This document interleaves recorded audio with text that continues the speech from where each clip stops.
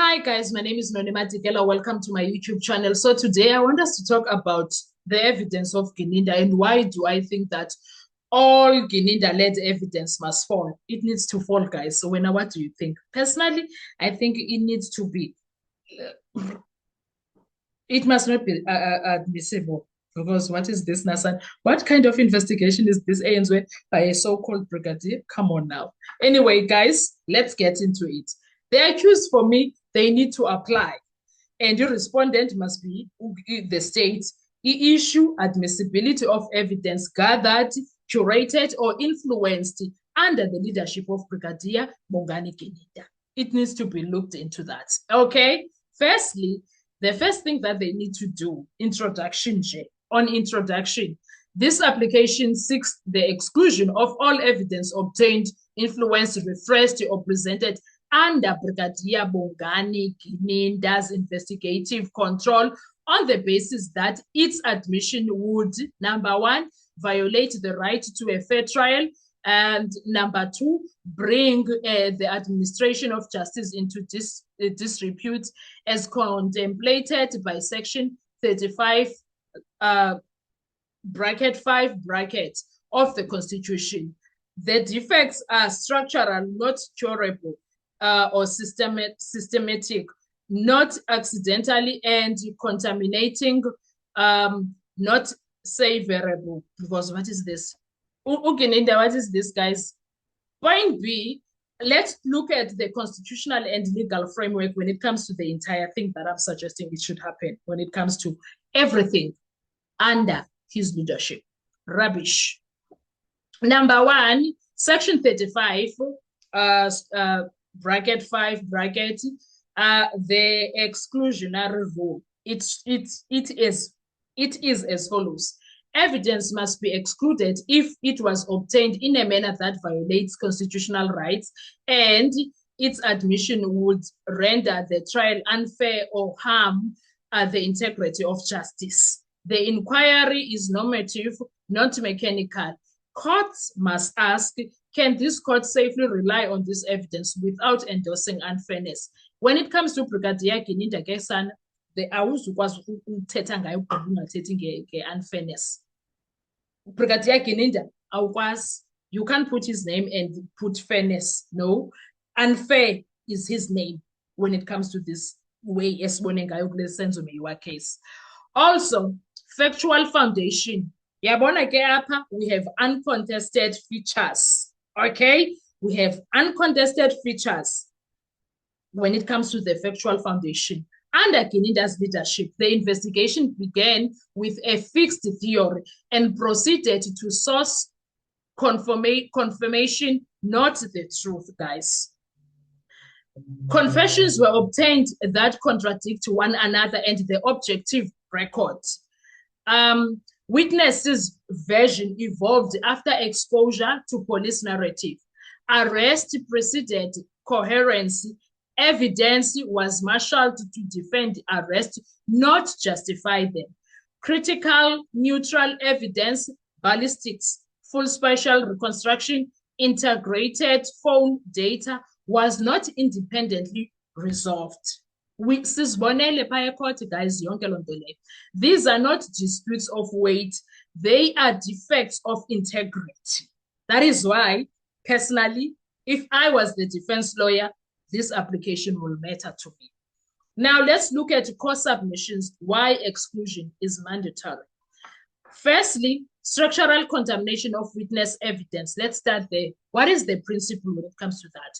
Corroboration requires independence. Where witnesses influence one another through the state, corroboration collapses. Siyibonile lento isenzeka koZandi, koTumelo,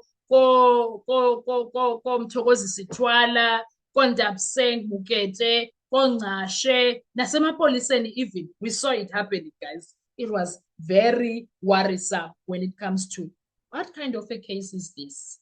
What kind of a case is this? I mean, what is this?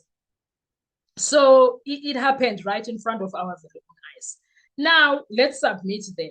When it comes to under Gininda, witnesses were re-interviewed after exposure to the state theory.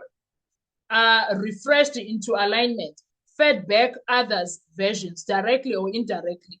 This created a closed-loop narrative system. What appears as multiple witnesses is, in truth, one recycled version. So consequences when it comes to that, all such testimony is tainted at source and constitutionally unsafe.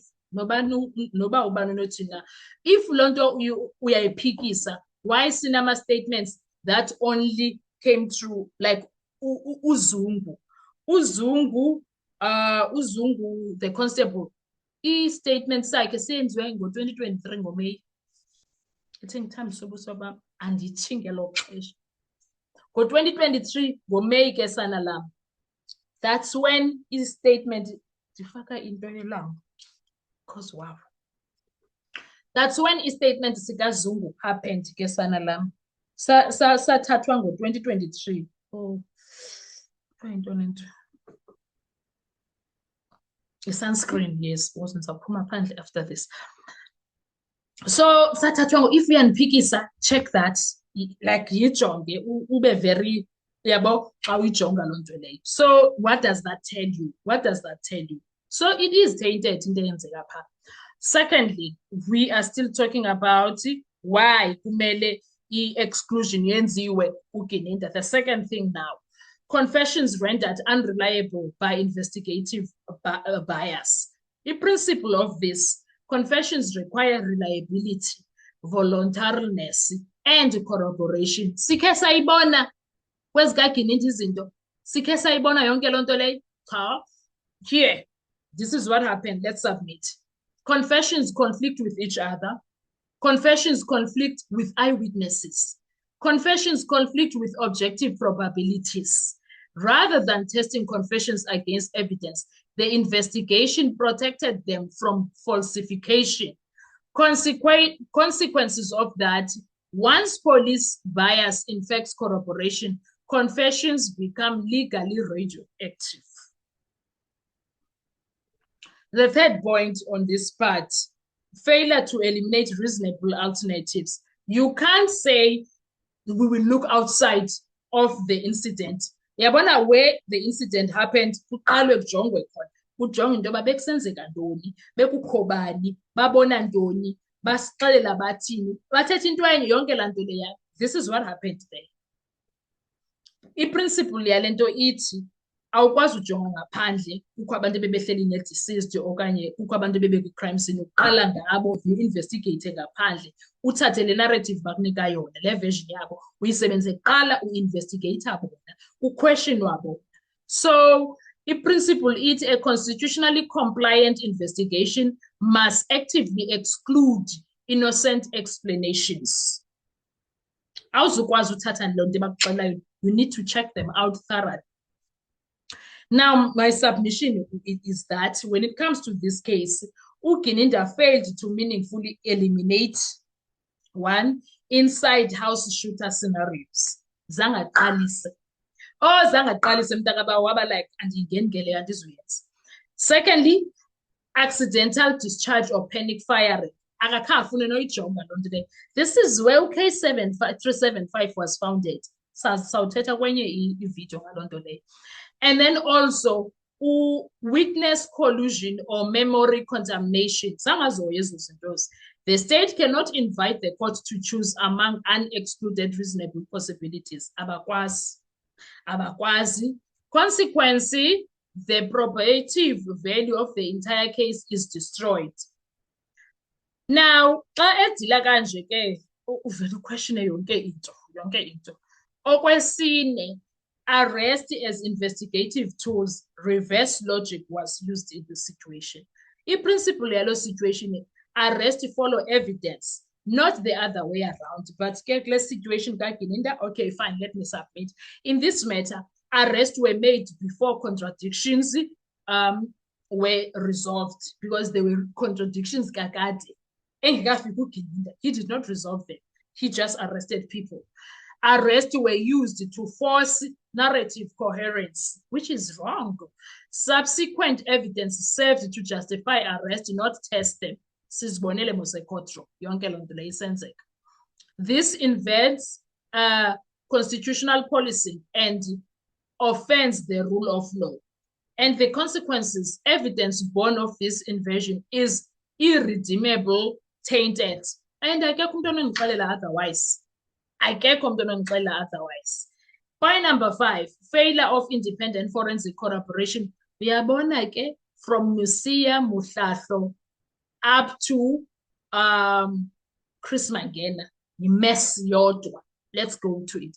The objective is that i-principle yakhona is objective evidence must act as a check on human fallibility. Submission that lapho iti Gininda's investigation avoided or underutilized. 1, full ballistic trajectory analysis. 2, spatial reconstructions tied to testimony. 3, integrated time, motion, and phone data modeling. Where neutral science is sidelined, narrative policing takes over, and consequences, the court is left with stories, not proof. We saw it live on television. We saw this live on television. And then